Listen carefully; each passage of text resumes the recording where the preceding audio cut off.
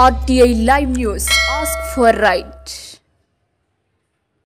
Welcome to RTI Live News. ఉపాధి హామీ పనులలో పాత వ్యక్తినే మేట్గా కొనసాగించాలి.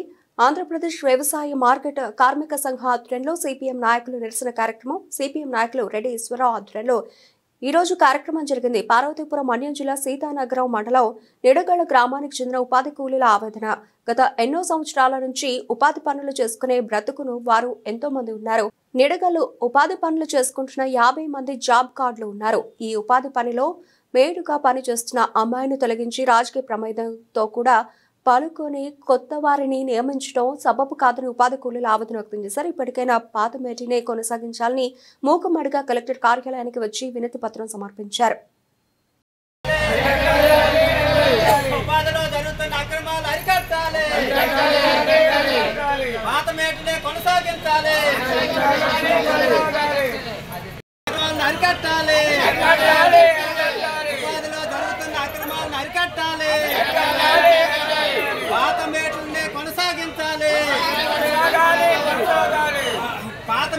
కొనసాగించాలి. ఏ అర్హత లేని మేటిని పెట్టొద్దు.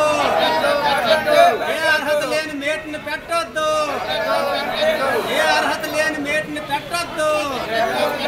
పాత మేటినే కొనసాగించాలి. పాత మేటినే కొనసాగించాలి. పాత మేటినే కొనసాగించాలి అని మేము వ్యవసాయ కార్మిక సంఘం తరఫున మేము ఈరోజు కలెక్టర్ ఆఫీస్ ముందు ధర్నా చేపడుతున్నాం. అలాగే ఇప్పటి వరకు ఎంఎంఎస్ యాప్ వచ్చిన తర్వాత సైట్ సూపర్వైజర్లుగా చదువుకున్నటువంటి అమ్మాయిల్ని పెట్టాలని గత సంవత్సరం తీర్మానించింది.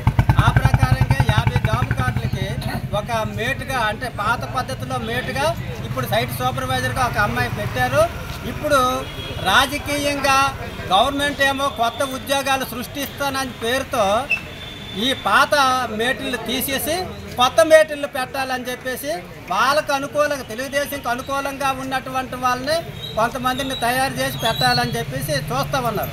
అయితే నిడగళ్ళ గ్రామమైన మేము మా వేస్ట్ శాఖర్లు అందరూ కలిసి మాకు పాత మేటినే కొనసాగించాలని చెప్పేసి, కొత్త మేటుకి చదువు లేదు కాబట్టి ఈ పాత మేటినే కొనసాగించాలని మేమందరము డిమాండ్ చేస్తూ కలెక్టర్ గారికి వినతి పత్రం ఇవ్వడం జరుగుతుంది.